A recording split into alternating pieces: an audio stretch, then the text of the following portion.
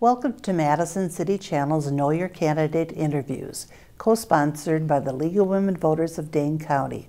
I'm your interviewer, Kathy Johnson, and I would like to introduce Lindsay Lemmer, running for alderperson from District 3. As we begin, I'd like you to give an opening statement as to your educational, vocational, and civic experience you have, which qualifies you for this office, and why you're running for Alder. Okay, Kathy, first of all, thank you so much for having me.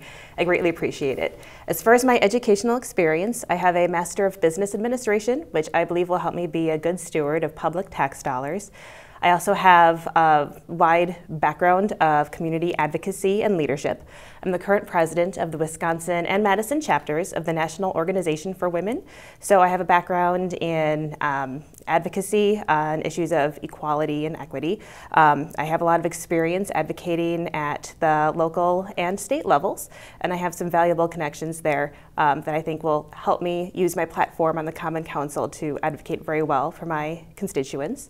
I also worked closely with the League of Women Voters and the NAACP on the Dane County Voter ID Coalition to help folks understand voter ID laws, get registered to vote, and basically get everything they needed in order to access a ballot box.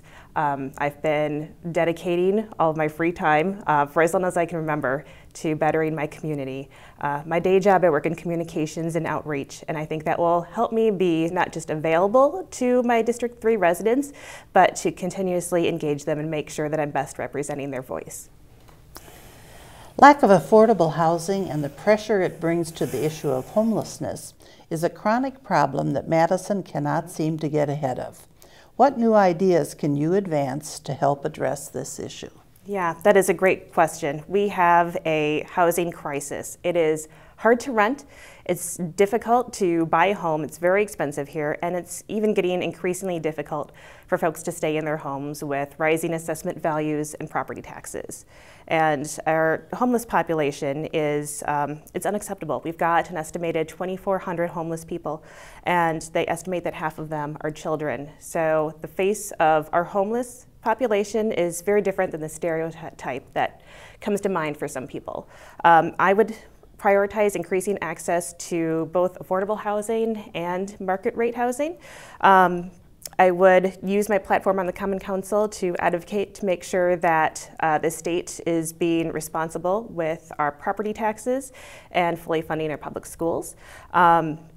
I would look at additional options for increasing development, including looking more at infill development. I mean, we continue to build and build, and it's not meeting the need. So we need to be more creative with what we're doing. So look at infill options. I would leverage TIF funding to strategically place new developments. I'd also make sure that all of our new developments are abiding by the Racial Equity and Social Justice Initiative framework, so that everyone is being fairly afforded access to housing. There's been a discussion of the policies and procedures of the Madison Police Department. What is your perspective on whether any changes are needed in ways Madison police operate in our community? That's another good question.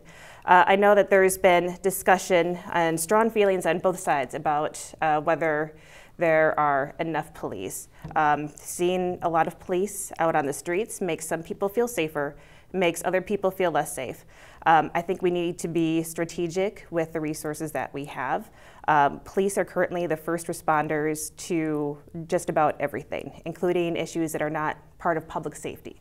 Families in crisis, domestic issues. I think we need to look at additional alternatives to take some of that off of the plate of police so that they can focus on public safety, and we can have possibly other experts such as mental health care workers, social workers, responding to those issues. Many residents perceive Madison to be a divided city, one in which people of color are less likely to thrive than are whites.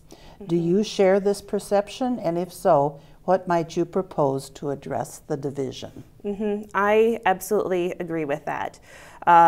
We have serious systemic inequities, and we need to face them. And I know Madison, the city of Madison has been working on this, but we need to do more. We currently have unconscious bias trainings that the police actually provide, but there are professions that would really benefit from those that are not currently using them. I'm thinking of judges, attorneys, people who really hold the livelihoods of our residents in their hands. Expanding the use of those unconscious bias trainings, I think, would be really helpful. The Racial Equity and Social Justice Initiative framework is currently used for public projects, city issues. We can be expanding the use of that. It's all available online. We can be using that for private developments, just about anything. So those are a couple things I would do. I also think that we need to look at ways to make sure that everyone in our city has access to the great opportunities that the city offers. So I would want to invest in our after-school programming in our community centers too.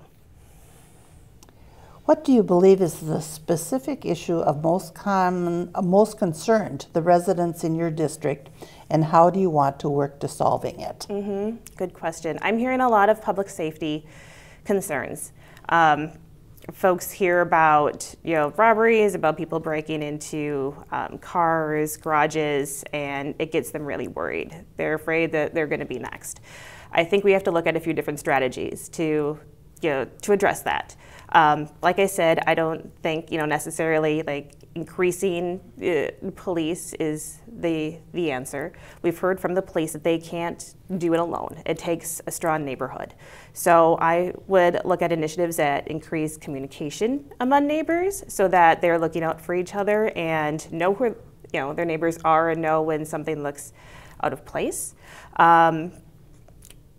I think increasing communication among neighbors would be a big part of that. And again, opportunities to make sure that folks in our community have access to the benefits of our city. So continue to support after-school programming, continue to support our community centers, increase access to training and educational opportunities for our youth. Which council committees do you believe you should serve on, and why? I am very interested in the task force on government structure. The city government has not changed how they do things in decades. I have a background in working on very large, expansive projects at the university, so I think I could use my background well there. The community and organizational authority, the force that looks after housing and community authority, I think I would be a great asset on.